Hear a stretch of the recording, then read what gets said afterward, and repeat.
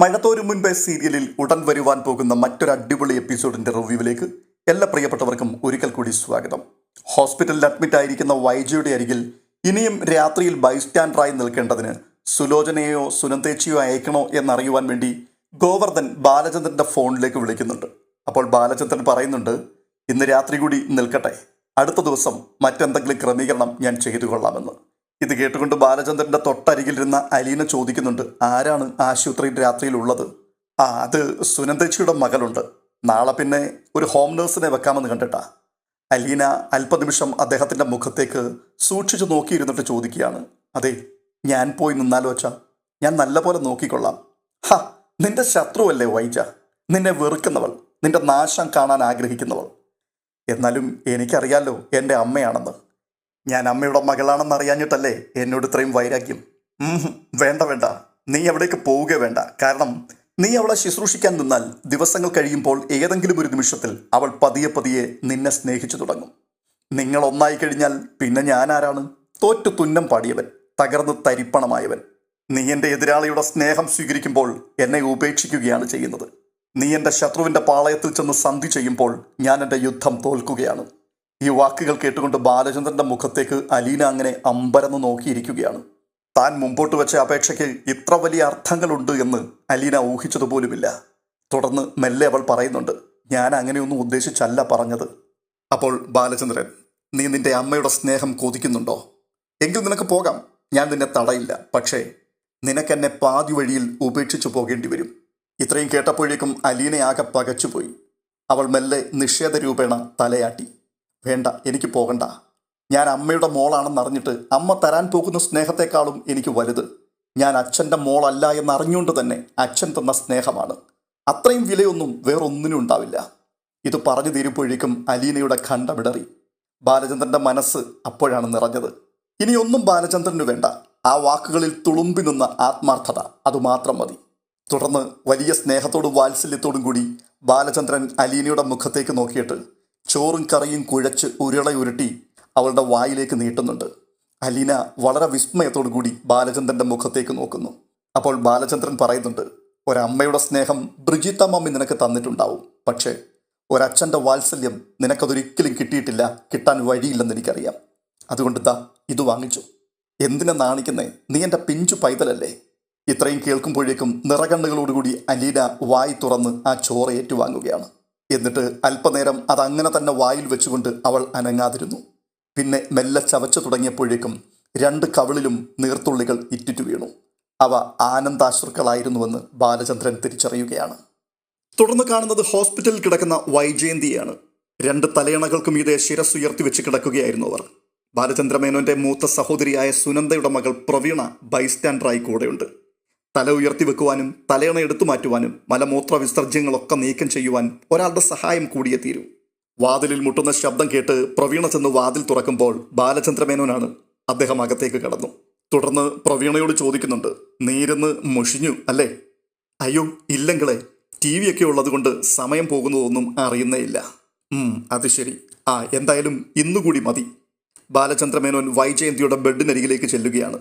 കാലുകളിൽ പ്ലാസ്റ്ററും കൈകളിൽ ബാൻഡേജും പൊതിഞ്ഞുള്ള ആ കിടപ്പിലും വൈജയന്തി ബാലചന്ദ്രന്റെ മുഖത്തേക്ക് രോഷത്തോടും പകയോടും കൂടിയാണ് നോക്കുന്നത്. അത് കണ്ടുകൊണ്ട് ഒരു മന്ദഹാസത്തോടെ ബാലചന്ദ്രൻ പറയുന്നുണ്ട്, അതെ, നാളെ മുതൽ നിന്നെ ശുശ്രൂഷിക്കുവാൻ ഒരു ഹോം നേഴ്സ് വരും. അവരായിരിക്കും രാത്രിയും പകലും ഒക്കെ നിൽക്കുക. അവർക്ക് ഞാൻ ശമ്പളം കൊടുക്കണോ അതോ? അത്രയും കേട്ടപ്പോഴേക്കും വൈജ പറയുകയാണ്, വേണ്ട, ഞാൻ തന്നെ കൊടുത്തോളാം. എനിക്കറിയാം നീ കൊടുക്കുമെന്ന്. പിന്നെ ഞാനൊരു ഭംഗിവാക്കായി ചോദിച്ചു എന്ന് മാത്രമേ ഉള്ളൂ.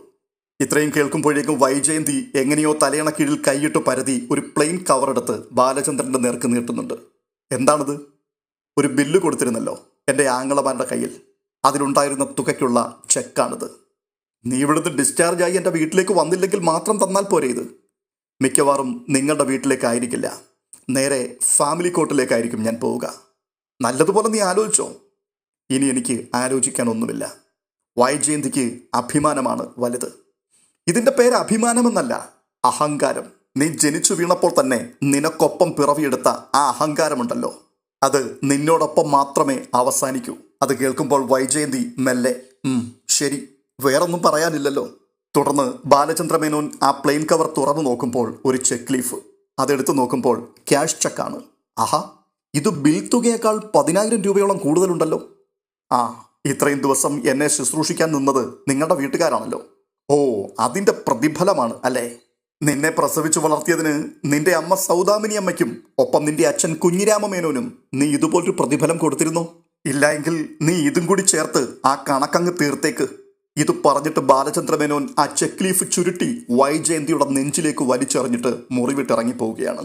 തുടർന്ന് കാണുന്നത് ബാർ എന്ന് ഇംഗ്ലീഷിൽ ചുവന്ന അക്ഷരങ്ങൾ എഴുതിയിരിക്കുന്ന കണ്ണാടി വാതിലിന് മുമ്പിൽ രോഹിത് തെല്ലെ മടിയോടെ നിൽക്കുന്ന കാഴ്ചയാണ്.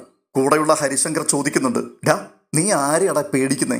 നീ കേറി വാ. ഇത് പറഞ്ഞ് ഹരിശങ്കർ രോഹിത്തിന്റെ കൈ പിടിച്ചുകൊണ്ട് ബാറിനുള്ളിലേക്ക് വലിച്ചു കയറ്റുകയാണ്. തുടർന്ന് ഒരു ഒഴിഞ്ഞ മൂലയിൽ ഒരു മേശക്കരികിൽ അവർ സ്ഥലം പിടിച്ചു. രോഹിത് പറയുന്നുണ്ട്, എനിക്ക് വല്ലാത്തൊരു പേടി. കാരണം അച്ഛനെ അറിയുന്ന ആരെങ്കിലും ഇവിടെ നമ്മളെ കണ്ടാൽ. ഇത് പറഞ്ഞുകൊണ്ട് അയാൾ ചുറ്റും പരതി നോക്കുകയാണ്.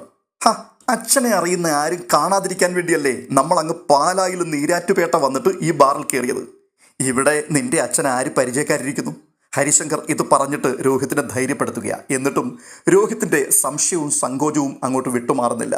വല്ലാത്തൊരു പരിഭ്രമത്തോടുകൂടി ഇടയ്ക്കിടയ്ക്ക് ചുറ്റുപാടുകളിൽ പരതി നോക്കുന്നുണ്ട് രോഹിത്ത്. തുടർന്ന് ബെയറർ ടേബിളിനരികിലേക്ക് വരുമ്പോൾ ഹരിശങ്കർ 2 ബിയർ ഓർഡർ ചെയ്യുന്നുണ്ട്. അത് കണ്ടുകൊണ്ട് ഒരമ്പരപ്പോടുകൂടി രോഹിത്ത് ഹരിശങ്കറിന്റെ മുഖത്തേക്ക് നോക്കി ചോദിക്കുന്നുണ്ട്, ഒരു ബിയർ മുഴുവൻ ഞാൻ കുടിക്കാനോ?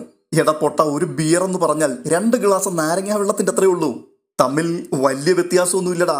ദാഹവും മാറി കിട്ടും, അത്ര തന്നെ. നീ അങ്ങോട്ട് പിടിപ്പിക്കുക. ഇത് പറഞ്ഞുകൊണ്ട് ബെയററുടെ മുഖത്തേക്ക് നോക്കി ഹരിശങ്കർ പറയുന്നുണ്ട്, അപ്പോൾ 2 ബിയർ. പിന്നെ കഴിക്കാൻ എന്താണ്? മുയലിറച്ചി കിട്ടുമോ? ഫ്രൈ ഉണ്ട് സർ. എങ്കിൽ ഓരോ പ്ലേറ്റ് അതും എടുത്തു. ബെയറർ പോയി കഴിഞ്ഞപ്പോൾ ഹരിശങ്കറിനോട് രോഹിത് ചോദിക്കുന്നുണ്ട്, ഒരു ബിയർ മുഴുവൻ കുടിച്ചിട്ട് വീട്ടിലേക്ക് ചെല്ലുമ്പോൾ അവിടെ ആരെങ്കിലും തിരിച്ചറിഞ്ഞാലോ എന്ന് എനിക്കൊരു പേടിയുണ്ട്. തലയ്ക്ക് വല്ലതും പിടിച്ചാലോ? ഒരു ബിയർ കഴിച്ചു എന്ന് വെച്ച് ആരെങ്കിലും ഫിറ്റ് ആകൂടാ? ഞാനാണെങ്കിൽ ഒരൊറ്റ ഇരിപ്പിന് 3 എണ്ണമൊക്കെ വിടും. എന്നിട്ട് കൂളായിട്ട് എഴുന്നേറ്റ് പോവുകയും ചെയ്യും. അതെയോ? വീട്ടിൽ ചെല്ലുമ്പോൾ മണമൊന്നും കിട്ടില്ലേ? ഒരു പാൻ പരാഗ് വാങ്ങിച്ചു വായിലിട്ട് ചവച്ചുകൊണ്ട് പോയാൽ മതി. ആർക്കും ഒരു സംശയവും തോന്നില്ല. ആടാതിരുന്നാൽ മാത്രം മതി. എനിക്കിതൊന്നും പരിചയമില്ല. എടാ, ഇങ്ങനെയൊക്കെയോ അല്ലേ പരിചയപ്പെടുന്നത്? നീ ബിയർ കഴിച്ചിട്ടില്ലേ ഇതിനു മുമ്പ്? ഉണ്ട്, 2-3 തവണ കഴിച്ചിട്ടുണ്ട്. 1/2 ഗ്ലാസ്. അതിന് മുകളിലേക്ക് നോക്കാൻ ധൈര്യം ഉണ്ടായിട്ടില്ല. ഇന്ന് ആ ധൈര്യം നമ്മൾ ഉണ്ടാക്കിയെടുക്കുകയാണ്. അപ്പോൾ നീ ഈ ഹോട്ട് ഡ്രിങ്ക്സ് ഒന്നും കഴിച്ചിട്ടില്ല അല്ലേ? രുചിച്ചു നോക്കിയിട്ടുണ്ട്, അല്ലാതെ അങ്ങനെ കാര്യമായിട്ട് കഴിച്ചിട്ടില്ല. സാരമില്ല, അതും നമുക്ക് നോക്കാം. അടുത്ത പ്രാവശ്യം വരുമ്പോൾ നമുക്ക് ബ്രാൻഡി തന്നെ ഓർഡർ ചെയ്യാം. ബാറിൽ വെച്ച് വേണ്ട. ഒരു ദിവസം നീ കൊല്ലപ്പള്ളിക്ക് വന്നാൽ മതി. രാത്രിയിൽ നമുക്ക് ഒരുമിച്ച് എൻ്റെ റൂമിൽ കൂടാം. ബ്രാൻഡി ഒന്നും വേണ്ട. എടാ, നമ്മളെല്ലാം അറിഞ്ഞിരിക്കണം. വല്ലപ്പോഴും ഒരു ബ്രാൻഡി കുടിച്ചത് കൊണ്ട് നമ്മളതിൻ്റെ അഡിക്റ്റായി പോവുകയൊന്നുമില്ല. ഒരു രസം. ബെയറപ്പോഴേക്കും ബിയറും ഗ്ലാസ്സുകളും ഒക്കെ കൊണ്ടുവന്ന് വെക്കുന്നുണ്ട്. കുപ്പികൾ തുറന്ന് ഗ്ലാസ് ചെരിച്ച് അതിലേക്ക് പതയാതെ സൂക്ഷ്മതയോടെ ഹരിശങ്കർ ബിയർ പകർന്നു വെക്കുകയാണ്. തുടർന്ന് എടുക്കടാ എന്ന് രോഹിത്തിനോട് പറഞ്ഞിട്ട് ഒരു ഗ്ലാസ് ബിയർ കയ്യിലെടുത്ത് ചിയേഴ്സ് എന്നൊരു വാക്കു പറഞ്ഞ് ഹരിശങ്കർ ഒരൊറ്റ വലിക്ക് ഗ്ലാസ് കാലിയാക്കി. ഹരിശങ്കറിന്റെ ആർത്തി പൂണ്ട ആ കുടി രോഹിത്തിനെ വല്ലാതെ വിസ്മയിപ്പിച്ചു. അവൻ 1-2 കവള് മാത്രം എടുത്തിട്ട് പെട്ടെന്ന് മേശപ്പുറത്തേക്ക് തിരികെ വെച്ചു. എന്നിട്ട് പറയുകയാണ്, എന്തൊരു ചവർപ്പാ ഇത്. ഇതെനിക്ക് പിടിക്കുന്നില്ല. ഇതൊക്കെ പെപ്സിയും കോളയും പോലെ മധുരമായിട്ടൊക്കെ ഉണ്ടാക്കണ്ടേ? രോഹിത്തിന്റെ ഈ സംസാരം കേട്ടിട്ട് ഹരിശങ്കറിന് ചിരി വരുന്നുണ്ട്. എടാ, ചവർപ്പാണ് ഇതിന്റെ ഒരു രസം. നീ ഗഞ്ചൻ അടിച്ചിട്ടുണ്ടോ? ഗഞ്ചനോ? അതെന്താണ്? കഞ്ചാവിന്റെ കാര്യമാണോ പറയുന്നത്? എടാ, അടിക്കണം. ഭയങ്കര രസമാ. നമുക്കത് അടിച്ചു കഴിഞ്ഞാൽ ചുമ്മാ തിരുന്നുകൊണ്ട് ചിരിക്കാൻ തോന്നും. ഹരിശങ്കർ തന്റെ ഗ്ലാസ്സിൽ വീണ്ടും ബിയർ നിറച്ച് അല്പം കഴിഞ്ഞപ്പോൾ മുയൽ ഫ്രൈയും എത്തി. നീ എന്താടാ വെച്ചുകൊണ്ടിരിക്കുന്ന? കുടിക്കടാ. ഹരിശങ്കർ രോഹിത്തിനെ വീണ്ടും പ്രോത്സാഹിപ്പിക്കുകയാണ്. രോഹിത്ത് ഗ്ലാസ്സിലുണ്ടായിരുന്നത് കുടിച്ചു തീർത്തു. ഹരിശങ്കർ വീണ്ടും അവന്റെ ഗ്ലാസ്സിലേക്ക് ബിയർ പകരുകയാണ്. അതിനിടയിൽ രോഹിത്ത് ചോദിക്കുന്നുണ്ട്, നിനക്കിപ്പോ ലൈൻ വല്ലതും ഉണ്ടോടാ? അങ്ങനെയൊന്നുമില്ല. ഞാൻ ഒരു കക്ഷിയെ നോട്ടമിട്ട് വെച്ചിട്ടുണ്ട്. അല്ല, നിനക്കൊരെണ്ണം ഉണ്ടായിരുന്നല്ലോ. അതിന്റെ ഫീസ് പോയി അല്ലേ? അതൊക്കെ പോയി. അല്ല, നീ ഒരു ദിവസം വീട്ടിലേക്ക് വിളിച്ചു കൊണ്ടുവന്നപ്പോൾ അലീന ഇടപെട്ട് അങ്കിളിനെ വിളിച്ചു വരുത്തി കൊളമാക്കിയ ഒരു കേസുണ്ടല്ലോ, അതായിരുന്നില്ലേ അത്? അതെ. അതോടെ അവൾ പേടിച്ചുപോയി. പിന്നെ ഒരു രക്ഷയുമില്ലാതെയായിപ്പോയി. അവൾ അടുക്കുന്നില്ല. കുറച്ച് ദിവസം കഴിഞ്ഞപ്പോൾ ഞാൻ ചോദിച്ചു, എന്നോട് എന്തിനാണ് പിണങ്ങുന്നത്? ഞാനൊരു തെറ്റും ചെയ്തില്ലല്ലോ എന്ന്. അപ്പോൾ അവൾ പറഞ്ഞത്, എന്നെ അങ്ങ് വെറുതെ വിട്ടേക്ക്, എന്നെ ശല്യപ്പെടുത്തരുത്. അന്നത്തെ ആ ഒറ്റ ദിവസം നടന്ന സംഭവം അതെൻ്റെ കണ്ണു തുറപ്പിച്ചു എന്ന്. കഷ്ടം. നിന്റെ കയ്യിൽ ഇണങ്ങി വന്നതായിരുന്നു അല്ലേടാ? കയ്യിലെന്ന് വെച്ചാൽ എൻ്റെ കൈവെള്ളയിൽ ഇരുന്നതാടാ. കിളിക്കുഞ്ഞിനെ പോലെ. ഞാൻ എന്തു പറഞ്ഞാലും അനുസരിക്കാൻ തയ്യാറായിട്ട് മറ്റവളാണ് ഒച്ച വെച്ച് അതിനെ പറപ്പിച്ചു വിട്ടത്. അലീന. അവളെ ഒരു പാഠം പഠിപ്പിക്കാൻ പറ്റിയില്ലല്ലോ എന്നുള്ളതാണ് എൻ്റെ വിഷമം. നിന്നെക്കൊണ്ട് കൊള്ളാഞ്ഞിട്ടാ. ഒരേ വീട്ടിൽ താമസിക്കുമ്പോൾ ആരുമില്ലാത്ത എത്രയോ അവസരങ്ങൾ ഇതിനൊക്കെ ഒപ്പിച്ചെടുക്കാൻ പറ്റും. ഒരു കഠാരയൊക്കെ കാണിച്ച് കൊല്ലുമെന്ന് ഭീഷണിപ്പെടുത്തിയാൽ ഏത് പെണ്ണാടാ വിരളാത്തത്? നിന്റെ സ്ഥാനത്ത് ഞാനായിരുന്നിരിക്കണമായിരുന്നു. എടാ, എനിക്ക് അവളോട് തീർത്താൽ തീരാത്ത വൈരാഗ്യമുണ്ട്. പക്ഷേ ഞാനതെല്ലാം മനസ്സിൽ അങ്ങനെ അടക്കി വെച്ചിരിക്കുകയാണ്.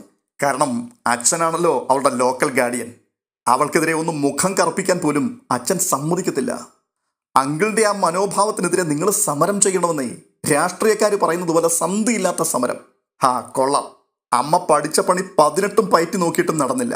നിന്റെ അച്ഛൻ ഉൾപ്പെടെ എൻ്റെ അമ്മാവന്മാർ 3 പേര് ആഞ്ഞു പിടിച്ചിട്ടും അച്ഛൻ്റെ നിലപാടിൽ നിന്ന് ഒരു ഇഞ്ച് പോലും പിൻപോട്ട് മാറ്റാൻ പറ്റിയിട്ടില്ല. അവസാനം എല്ലാവരും കൂടി അച്ഛൻ്റെ സൈഡായി. എന്നിട്ടോ അച്ഛൻ്റെ മൂത്ത മകളായി അലീനയെ കരുതണമെന്ന് ഞങ്ങളെ അവർ ഉപദേശിച്ചിട്ടാണ് ഇപ്പോൾ പോയിരിക്കുന്നത്. എനിക്ക് മനസ്സിലാകാത്തത് അതിൻ്റെയൊക്കെ ഗുട്ടൻസ് എന്താണെന്നാണ്. അലീനയെ പറഞ്ഞയച്ചിട്ട് അങ്കിളിനെ ഒരു പാഠം പഠിപ്പിക്കുവാൻ വേണ്ടി പാഞ്ഞു വന്നവരാ അച്ഛനും കൊച്ചച്ഛനുമെല്ലാം. വല്യച്ഛനും കൂടി എത്തിയതോടുകൂടി മറ്റ് 2 പേരുടെയും വീരശൂരത്വമെല്ലാം പമ്പ കടന്നു. അങ്കിൾ എന്ത് സൂത്രം പ്രയോഗിച്ചിട്ടാണ് അവരെയെല്ലാം വരച്ച വരയിൽ നിർത്തിയതെന്നാണ് എനിക്കൊരു പിടിയും കിട്ടാത്തത്. അപ്പോൾ രോഹിത് പറയുകയാണ്, അച്ഛനൊരു പഴങ്കഥ പറഞ്ഞു അവരോട്. അച്ഛൻ്റെ മരിച്ചുപോയ ഒരു ആത്മസുഹൃത്തിൻ്റെ മോളാണ് അലീനയെന്ന്.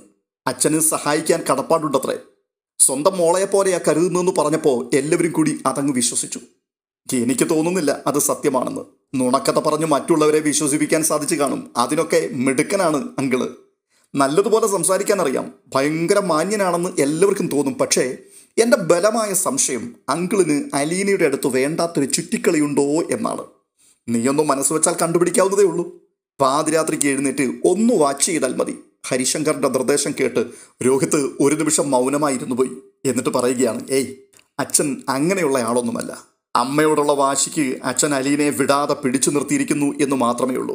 ഇത് കേട്ടുകൊണ്ട് ഹരിശങ്കർ ഒരു കഷ്ണം മുയലിറച്ചി വായിലേക്കിട്ട് ചവച്ചുകൊണ്ട് പറയുകയാണ്, നമ്മൾ അങ്ങനെയൊക്കെ വിചാരിക്കും. പക്ഷേ നല്ല മുയൽക്കുട്ടിയെപ്പോലൊരു പെങ്കൊച്ചിനെ അല്ലേ കിട്ടിയിരിക്കുന്നത്. അങ്കിൾ എന്തു പറഞ്ഞാലും അവൾ അനുസരിക്കും. അവളോട് അത്രയും സ്നേഹവും അടുപ്പവും കാണിക്കുമ്പോൾ തിരിച്ചങ്ങോട്ടും ഒരു കടപ്പാടൊക്കെ കാണുമെന്നേ. അവൾക്ക് വേണ്ടി അങ്കിൾ എന്തൊക്കെ ചെയ്തു. സ്വന്തം ഭാര്യയും മക്കളെയും വരെ പിണക്കിയില്ലേ. അവൾക്ക് വേണ്ടി ഭാര്യ വീട്ടുകാരോട് പോലും ശത്രുത പ്രഖ്യാപിച്ചു വഴക്കടിച്ച് ജയിച്ചില്ലേ. ആ കടപ്പാടൊക്കെ അവൾ എങ്ങനെ തീർക്കും? മോളെ പോലെയാണ് എനിക്കെന്നൊക്കെയുള്ള ഭംഗിവാക്ക് പറയാം എന്നുള്ളതല്ലാതെ സ്വന്തവും ബന്ധവും ഒന്നുമില്ലല്ലോ. നിങ്ങൾ 3 പേരും ക്ലാസ്സിൽ പോയി കഴിഞ്ഞാൽ പിന്നെ അങ്കിളും അലീനയും മാത്രമല്ലേ ഉള്ളടാ വീട്ടിൽ. എന്തൊക്കെ സംഭവിച്ചാലും ആരറിയാനാ? നിങ്ങൾ അവിടെ ഉള്ള സമയത്ത് മാത്രം അഭിനയിച്ചാൽ പോരെ? അതെ, രോഹിത്തിന്റെ മനസ്സിലേക്ക് അല്പാൽപമായി സംശയത്തിന്റെയും അമർഷത്തിന്റെയും തീക്കനൽ പൊട്ടിച്ചിടുവാൻ തുടങ്ങി ഹരിശങ്കർ. തന്റെ ചെകിട്ടത്തടിച്ച് കടപ്പാട്ടൊരു വീട്ടിൽ നിന്ന് ബാലചന്ദ്രമേനോൻ തന്നെ ഇറക്കിവിട്ടതിന്റെ പക ഉമിത്തി പോലെ കിടന്ന് നീറുകയാണ് ഹരിശങ്കറിന്റെ മനസ്സിൽ. ഇത്രയെല്ലാം കേട്ടപ്പോഴേക്കും രോഹിത് ബിയർ കുപ്പിയെടുത്ത് തനിയെ ഗ്ലാസ് നിറച്ചു. അവന്റെ മുഖത്ത് അല്പം മുറുക്കമുണ്ട് എന്ന് കണ്ടപ്പോൾ ഹരിശങ്കർ ഗൂഢമായി മനസ്സിൽ ആഹ്ലാദിക്കുവാൻ തുടങ്ങി. രോഹിത് 2ാമത്തെ ഗ്ലാസ് ഒറ്റയടിക്ക് തന്നെ കുടിച്ചു തീർത്തു.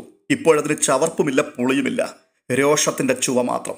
അത് കണ്ടുകൊണ്ട് വീണ്ടും ഹരിശങ്കർ പറയുകയാണ്, എടാ, ഈ 50 വയസ്സെന്നൊക്കെ പറയുന്നത് കാവിയെടുത്ത് കാശിക്ക് പോകേണ്ട പ്രായമൊന്നുമല്ല. സുന്ദരികളെ കൊതിക്കാത്തവരാരാടാ ഉള്ളത്? അലീനയ്ക്ക് വേണ്ടി ഇത്രയെല്ലാം ചെയ്ത അങ്കിളിനോട് അവളുടെ മനോഭാവം എന്തായിരിക്കും എന്നുള്ളത് നമുക്ക് ഊഹിക്കാവുന്നതേ ഉള്ളൂ. അവളെ പല വിധത്തിലും രക്ഷപ്പെടുത്തിയ ഒരു ഹീറോയാണ് അങ്കിൾ. ആ ഒരു ആരാധനയും സ്നേഹവും ബഹുമാനവും ഒക്കെ അവൾക്കുണ്ടാകാതിരിക്കുമോ? പെൺകുട്ടിയല്ലേ, ഉണ്ടാവും. അങ്കിളൊന്ന് തൊടുവോ പിടിക്കുകയോ ഒക്കെ ചെയ്താൽ അവൾ എതിർക്കുവോ? ഒരിക്കലുമില്ല. ഉള്ളിൽ അല്പം അനിഷ്ടം തോന്നിയാൽ പോലും അറിയാതെ ചാഞ്ഞു പോകും. ഒരിക്കൽ മുങ്ങിയാൽ പിന്നെ കുളിരില്ലെന്ന് കേട്ടിട്ടില്ലേ? സ്വന്തം അച്ഛനെതിരായി പകയുടെ തീക്കനൽ അവൻ്റെ ഉള്ളിലേക്ക് കോരിയിട്ട് കൊടുക്കുന്നതിനിടയിൽ ഹരിശങ്കർ അവനെ പാളിയൊന്ന് നോക്കുന്നുണ്ട്. അതെ, രോഹിത് ആകെ അസ്വസ്ഥനാണ്. അവൻ്റെ മുഖത്ത് ടെൻഷനുണ്ട്. ഗ്ലാസ്സിലേക്ക് അവൻ വീണ്ടും ബിയർ ഒഴിക്കുകയാണ്. ഓരോ ബിയർ കൂടി പറയാം അല്ലേ? രോഹിത് വേണ്ടെന്ന് പറഞ്ഞില്ല. എടാ, നിന്റെ അച്ഛൻ ഇങ്ങനെയൊക്കെ ആകാമെങ്കിൽ പിന്നെ നിനക്കെന്താ വയ്യാത്തത്? പ്രായപൂർത്തിയായ പുരുഷനല്ലേ നീ അന്നത്തെ പോലെ ഒരു പെണ്ണിനെയും വിളിച്ചുകൊണ്ട് വീട്ടിലേക്ക് അങ്ങ് ചെല്ലണം. മൂപ്പര് ചോദ്യം ചെയ്യാൻ വന്നാൽ മുഖത്ത് നോക്കി പറയണം, മൈ ഡിയർ ഫാദർ, ഞാനിപ്പോൾ അങ്ങ് കാണിച്ചു തന്ന മാതൃക അതിനെ അനുകരിക്കുകയാണ് എന്ന്. വിയർത്തു പോകും അയാൾ. ഹരിശങ്കർ നല്ല മൂഡിലായിട്ടുണ്ട്. വളരെ ചിരിച്ച മുഖത്തോടു കൂടി താനിങ്ങനെ സംസാരിക്കുന്നത് കേട്ടിട്ട് രോഹിത്തിന് ഇത് തമാശയാണോ കാര്യമാണോ എന്നുള്ളത് പോലും ഒരു സംശയമായി തോന്നി. ഹരിശങ്കർ വിടുന്നില്ല. നിന്റെ പെണ്ണ് പിണങ്ങിപ്പോയല്ലോ അല്ലേ? സാരമില്ലടാ, നീ വിഷമിക്കണ്ട, ഞാൻ ഒരെണ്ണത്തിനെ സെറ്റാക്കി തരാം. അപ്പോൾ രോഹിത്, ഹേയ് എനിക്ക് വേണ്ട, വല്ല പോക്ക് കേസുമായിരിക്കും. ഏയ് അല്ലടാ, നല്ല ഒന്നാന്തരം വെടിച്ചില്ല സാധനത്തെ ഞാൻ സെറ്റപ്പാക്കി തരാം. ഏയ് അതൊന്നും എനിക്കിപ്പോൾ വേണ്ട. ഇപ്പം എൻ്റെ മനസ്സിലെ ചിന്ത ആ വീട് വിട്ട് വല്ലയിടത്തോട്ടും അങ്ങ് ഓടിപ്പോകണമെന്നാണ്. ആ അത് നന്നായി. എടാ, യുദ്ധക്കളത്തിൽ നിന്ന് തോറ്റോടുന്നത് ഭീരുക്കളാണ്. പൊരുതണം, പൊരുതി ജയിക്കണം. ധീരന്മാരങ്ങനെയാണ്. നിനക്ക് പേടിയുണ്ടെങ്കിൽ ഒരു ദിവസം നീ എൻ്റെ ക്യാമ്പിലോട്ട് വാ. ക്യാമ്പോ? അതെവിടെയാ? എടാ, ഞാൻ പറഞ്ഞിട്ടില്ലേ ഗോകുലിൻ്റെ വീട്. അവിടെ ആൾതാമസമൊന്നും ഇല്ലാതെ അടച്ചിട്ടിരിക്കുകയല്ലേ.